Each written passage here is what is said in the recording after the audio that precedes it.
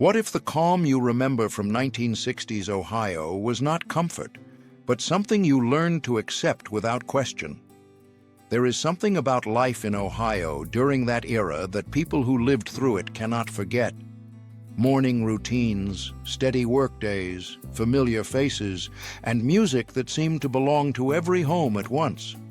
If you grew up then, you felt how belonging came naturally as long as you followed the unspoken rules. Compared to later years, life carried a quiet confidence, mixed with a subtle pressure to stay in line. Families, neighborhoods, and workplaces shared the same habits, creating a sense of order that felt both reassuring and limiting.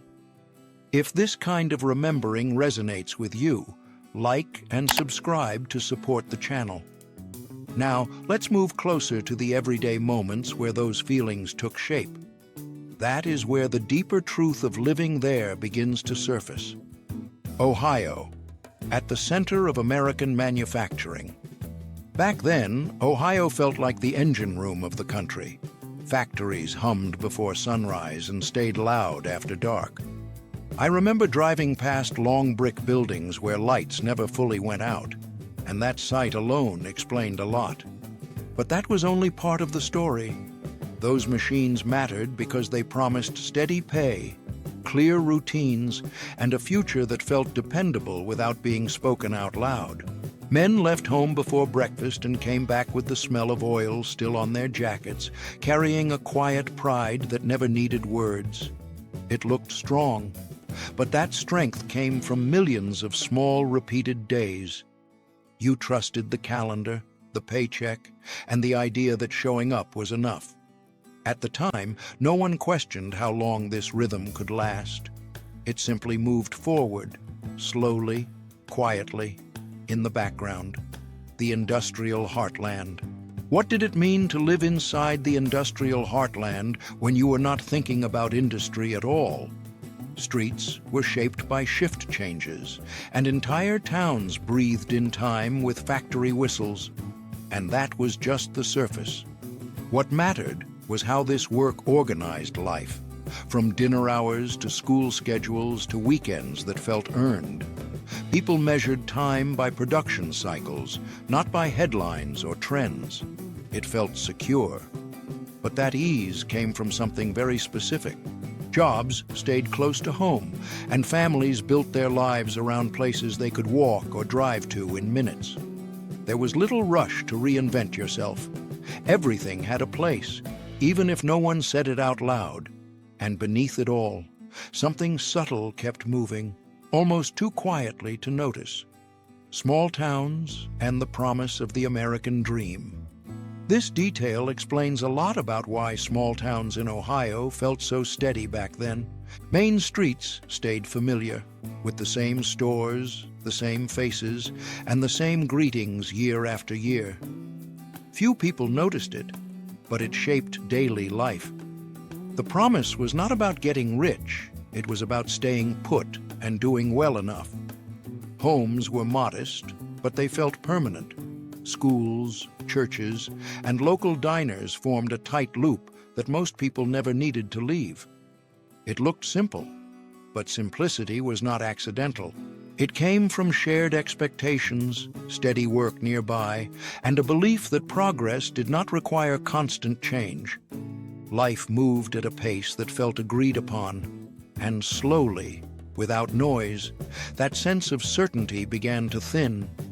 Cleveland industry neighborhoods and growth, smoke rising over the river at dawn, streetcars rattling past brick houses, and people already moving with purpose. Cleveland felt busy, but grounded, and that was just the surface.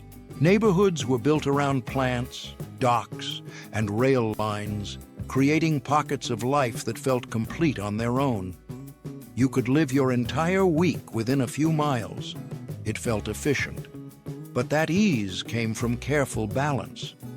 Industry paid the bills, while neighborhoods held the culture together. Stores, schools, and corner bars carried memory as much as function. At the time, no one realized what this would lead to.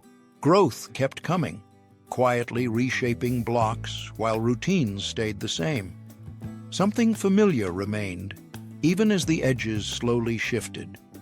Youngstown and the Steel Valley. There was a quiet confidence in Youngstown that came from steel. Mills defined the skyline, and the sound of work never fully disappeared. But this was not the full picture. What mattered was how deeply steel entered family life, shaping pride, patience, and expectations. Generations followed the same paths, not out of pressure, but because it felt natural. The work was hard, yet it carried meaning. It felt solid. But that solidity rested on shared sacrifice and unspoken trust in the system. Paychecks supported entire households, and loyalty ran both ways.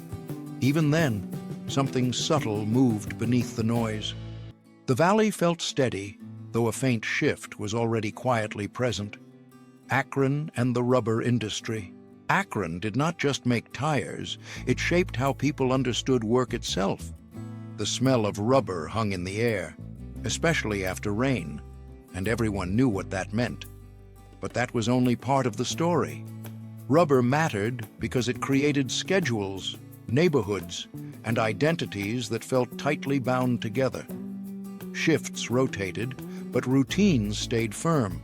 Families planned meals, sleep, and weekends around production lines that never fully rested.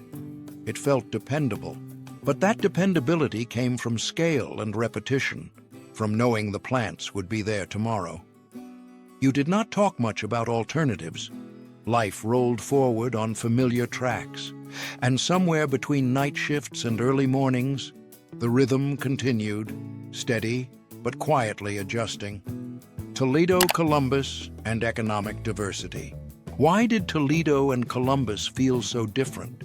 Yet somehow connected, Toledo carried the weight of manufacturing and glass, while Columbus moved with schools, offices, and growing government work.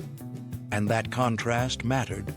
It showed how Ohio could hold multiple futures at once without calling attention to it. Toledo felt rooted. Columbus felt quietly flexible. It looked balanced. But that balance came from geography and timing. Jobs were spread across sectors, allowing families different paths without leaving the state. You could stay close to home and still shift direction. No one framed it as strategy. It simply felt practical. And beneath that practicality, something subtle kept unfolding, slowly, without announcement. Cincinnati and regional identity. Cincinnati never fully felt like the rest of Ohio, and people knew it. The city leaned south, culturally and historically, and that difference shaped everyday life. But this was not the full picture. What mattered was how regional identity created confidence rather than distance. Neighborhoods held strong traditions, food, accents, and habits that felt inherited. It felt settled, but that stability came from deep roots and long memory. Businesses, churches, and families stayed connected across generations. You did not rush to redefine yourself. The city moved at its own pace, and quietly. That sense of distinctiveness continued, familiar, yet gently shifting at the edges. Housing small towns and everyday life, front porches at dusk, kids riding bikes until streetlights came on and doors rarely locked. Housing felt modest, but solid. And that was just the surface. Homes mattered because they anchored routines, not status. Mortgages were manageable, yards were shared, and neighbors watched out without talking about it. It felt easy, but that ease came from predictability and proximity. Work was close, schools were local, and errands followed the same routes. Life unfolded in repeating patterns. Nothing felt urgent, and yet, beneath those quiet evenings, something slowly shifted, almost unnoticed, like a season turning early. Food heritage and the culture of everyday Ohio. Meals carried more history than people admitted. Recipes passed through families, shaped by immigration, faith, and factory schedules. Few people noticed it, but it shaped daily life. Food connected neighborhoods, church basements, and weekend gatherings without effort. It felt familiar. But that familiarity came from shared timing and shared tables. Dinner followed shifts, holidays followed harvests, and celebrations followed tradition. You did not call it culture. You simply showed up and ate. And as those routines repeated, quietly, something began to loosen, though the flavors stayed the same. Agriculture, food, and shared culture. How could farm life shape Ohio even for people who never worked the land? Fields stretched beyond town edges, and harvest schedules quietly guided the year. But that was only part of the story. Agriculture mattered because it stabilized prices, routines, and expectations across the state. Local produce filled markets, school lunches, and family tables without much thought. Seasons were felt, not discussed. It felt grounded, but that grounding came from proximity and trust. Food did not travel far, and people knew where it came from. Even city life leaned on rural rhythms, and beneath those familiar cycles, something subtle kept moving, slowly, almost out of view. Sports weather and the rhythm of the year. Friday night lights, snow piling along sidewalks, and radios tuned to familiar voices. Sports and weather set the pace of life, and that was just the surface. These moments mattered because they synchronized people without planning. Games, seasons, and forecasts gave everyone something shared to anticipate. It felt communal, but that feeling came from limited choices and common schedules. You watched the same teams, endured the same winters, and talked about the same outcomes. Time moved in predictable loops. At the time, it felt endless, and quietly, between seasons, the rhythm softened, though the rituals remained. Education challenges and the end of an era. At the time, no one realized what classrooms were preparing students for. Schools felt orderly, practical, and closely tied to local jobs. But this was not the full picture. Education reflected confidence in nearby industries, shaping expectations early. Guidance felt straightforward. But that clarity came from limited paths that still felt sufficient.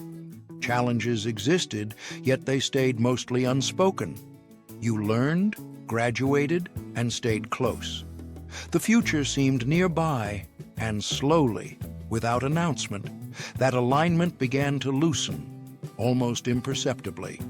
What Ohio represented in the 1960s. This helps make sense of what Ohio stood for back then. The state represented reliability, effort, and belonging without spectacle. And that was just the surface. What mattered was how ordinary life felt dependable. You could work, raise a family, and stay rooted. It felt honest. But that honesty came from shared assumptions about progress and stability. Ohio did not chase attention. It simply kept going. People trusted the system because it had not failed them yet. And beneath that calm confidence, something subtle shifted, quietly, as if waiting. This journey through 1960s Ohio comes down to a place where work, routine, and quiet confidence shaped everyday life without asking for attention. If you want to see how those feelings carried forward and also began to bend, the next story waiting on your screen explores life just west of here in the following decade, where factories, cities, and daily rhythms revealed even deeper contrasts and unexpected details that build on everything we have just remembered. If this story felt familiar to you, take a moment to like the video, subscribe to the channel, and share your own memories or reflections in the comments below. Thank you for spending this time with me, and I will see you again in the next video.